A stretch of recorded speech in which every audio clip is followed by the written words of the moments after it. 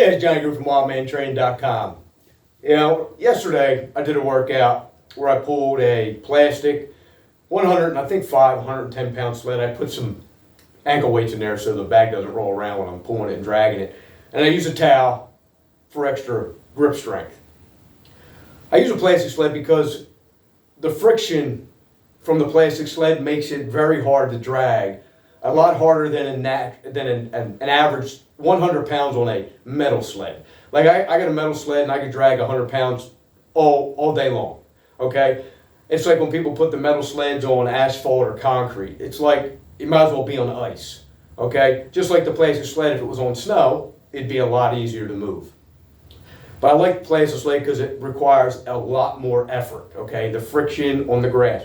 Plus my yard, because of all the years of me throwing rocks down and everything else, it's got a little lumpy and everything. And going away from the camera, my yard is on a slight grade, which makes it more difficult to get up the hill.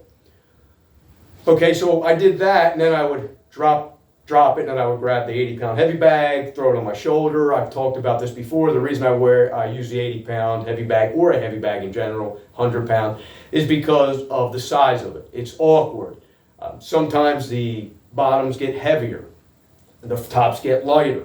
So you got to use your body to, obviously manipulate the difference in weight when you throw it up on your shoulder, because it's got to be thrown up pretty dramatically. And if you throw the heavy side up on the shoulder going back over, it can knock you back, which is going to require a way more body strength to control the bag.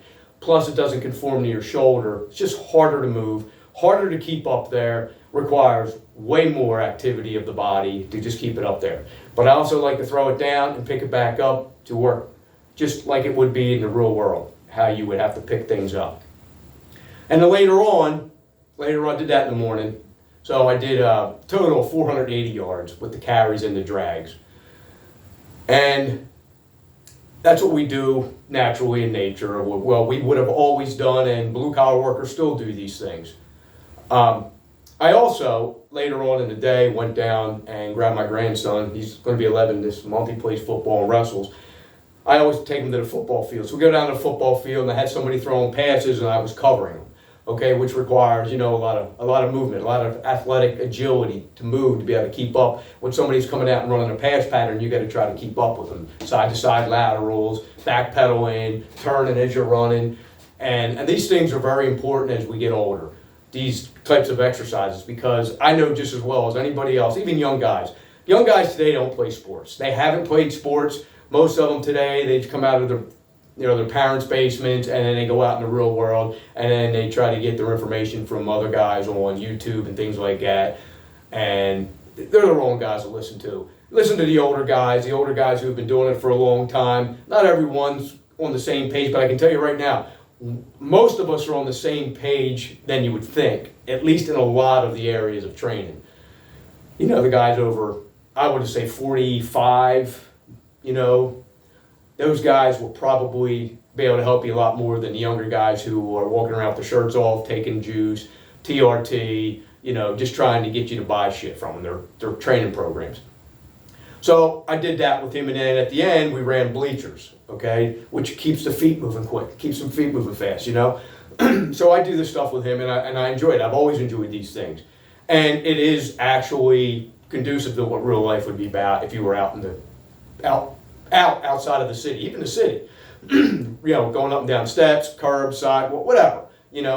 If you are not good with your athletic or your agility, as you get older, it's going to be a lot harder to control yourself in an area if you fall, or you may not be able to keep yourself from falling. I watch a lot of these YouTube videos, which I'm big on the social culture on these YouTube videos, and I watch a lot of these fat old guys who often come from the left. They always want to fight, and they wind up getting fucking knocked out. They wind up getting knocked over. They wind up just tripping over their own fucking feet, tripping over parking blocks.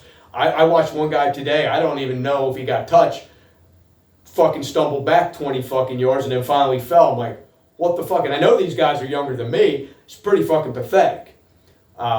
If you are a dude and you get knocked down and you can't roll and get the fuck back up, you shouldn't probably be out there fighting. And you probably shouldn't be out there fucking protesting and looking for a fight in a pair of fucking sandals with socks. Just saying. This is why we're so fucking far off in what I think, how I think men should be. So, I did those types of workouts. I was watching another YouTube channel today, and the guy's got a pretty good channel, and he carries rocks around and things like that. Nice size rocks. Well, the one thing he did today, and I disagree with this most of the time, because if he's out there doing it in the nature, which is awesome, and the rock is a nice size rock, you pick the rock up, and he picks it up off the ground, then what he does, he squats with it. I don't know in nature or any kind of work you would have to do if you were building your shelter or you were trying to make a wall, why you would ever hold the rock and just squat with it. It's something that wouldn't be done. But if you pick the rock up and carry the distance, drop the rock, then get back down and struggle to pick the rock back up and then carry it again. See, the carrying's the easiest part. It's getting the rock off the ground. So for me, if I pick a rock up, okay, I'm almost always going to drop it and pick it up again. Okay, whether it's a slam ball or whatever it is, Heavybag, unless I'm going for like a mile carry, then maybe I'll just keep it on my shoulder. But if I have rocks, okay, because out in the real world in nature, if you were out there doing things, the rocks would be different sizes, different weights. Some would be smoother, some would be rougher. All rocks would have to be picked up differently. But he's picking the same rock up, okay, and he's just carrying it. Not to saying he can't drop it and pick it back up, but picking it up and carrying it, dropping it, picking it back up, carrying it, or picking it up, dropping it, getting back down, pick it back up, drop it. You're going to get way more muscles going and working if you do it that way, because that's the way life really is, because you're not going to pick a rock up like that and cradle it in your arms and walk a distance with it just to fucking do it, okay? The squatting is the easy part. Lifting it up, carrying it, dropping it, lifting it back up is the hard part. Not saying anything negative about the dude, that's just not the way I would do it. Not that it doesn't do for the body, it will, but I'm looking to do it as hard as it possible.